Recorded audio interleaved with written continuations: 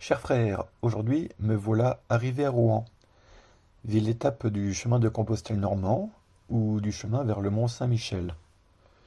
Rouen qui a vu brûler Jeanne d'Arc condamnée pour la réhabiliter 25 ans plus tard dans la même ville. La première basilique de mon périple, la basilique du Sacré-Cœur, est ici. Rouen, la moyenâgeuse à la cathédrale fantastique. Je me permets ici de ne pas vous faire la lecture du jour, mais de vous partager un commentaire de saint Augustin sur l'évangile de Jean, que je trouve fort à propos pour un pèlerin. Alors, le commentaire de l'évangile de Jean, chapitre 9, versets 1 à 41. Le Seigneur a dit brièvement, Moi je suis la lumière du monde. Celui qui me suit ne marchera pas dans les ténèbres. Il aura la lumière de la vie. Ces paroles contiennent d'une part un ordre, d'autre part une promesse. Faisons donc ce qu'il a ordonné pour ne pas désirer avec imprudence ce qu'il a promis. Qu'il ne nous dise pas, au jugement, As-tu fait ce que j'ai commandé, pour que tu réclames ce que j'ai promis? Qu'as-tu donc ordonné, Seigneur notre Dieu? Il te le dit, suis-moi. Tu as demandé un conseil de vie. De quelle vie, sinon celle dont il est dit, En toi est la source de vie? Obéissons donc maintenant, suivons le Seigneur, brisons les entraves qui nous empêchent de le suivre. Et qui est capable de défaire de tels nœuds, sans être aidé par celui dont il est dit, Tu as brisé mes chaînes? Celui dont un autre psaume dit, Le Seigneur délie les enchaînés, le Seigneur redresse les accablés. Ces hommes délivrés et redressés, que vont-ils suivre, sinon cette lumière qui leur dit, Moi je suis la lumière du monde. Celui qui me suit ne marchera pas dans les ténèbres. Car le Seigneur éclaire les aveugles. Soyons donc éclairés, mes frères, en recevant un remède pour les yeux, celui de la foi. Car Jésus a commencé par oindre l'aveugle de naissance avec de la terre et sa salive. Nous-mêmes, du fait d'Adam, nous sommes des aveugles de naissance et nous avons besoin du Christ pour voir clair. Il a mélangé de la salive et de la terre. Le Verbe s'est fait chair et il a établi sa demeure parmi nous. Il a mélangé la salive et la terre, de là cette prophétie, la vérité germera de la terre, et lui-même a dit, Moi, je suis le chemin, la vérité et la vie.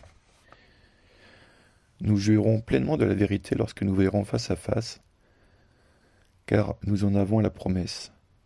Qui oserait espérer que Dieu n'aurait pas daigné promettre ou donner? Nous verrons face à face. L'apôtre dit, Notre connaissance est partielle. Nous voyons actuellement une image obscure dans un miroir. Alors, nous verrons face à face. Et saint Jean, dans sa lettre, Bien-aimés, dès maintenant nous sommes enfants de Dieu, mais ce que nous serons ne paraît pas encore clairement. Nous le savons, lorsque le Fils de Dieu paraîtra, nous serons semblables à lui parce que nous le verrons tel qu'il est. Voilà la grande promesse. Si tu aimes, tu dois suivre. J'aime, dis-tu? Mais par où dois-je suivre? Suppose que le Seigneur ton Dieu ait dit, Moi, je suis la vérité et la vie. Parce que tu désires la vérité, parce que tu convoites la vie, tu chercherais un chemin pour y parvenir et tu te dirais, C'est une belle chose que la vérité, une grande chose que la vie, si je savais comment y parvenir. Mais tu cherches par où? Tu l'as entendu qui disait en premier lieu, Moi je suis le chemin. Avant de te dire pour où, il a commencé par te dire par où. Moi je suis le chemin.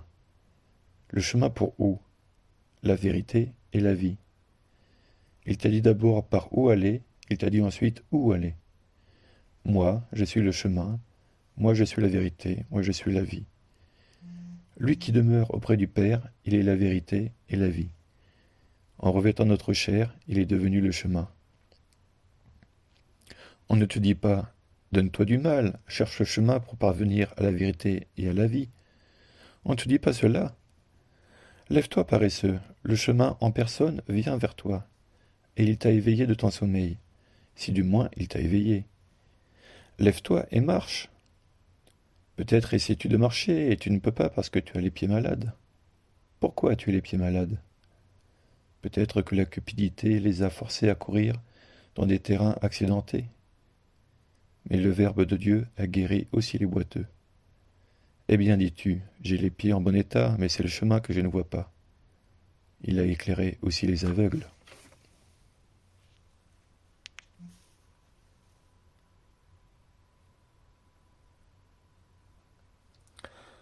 Voilà, cher frère, je voulais partager ça avec vous. Et en cette Saint Anselme, appelé également le Docteur Magnifique, je vous souhaite une très bonne soirée. Que la paix soit avec vous.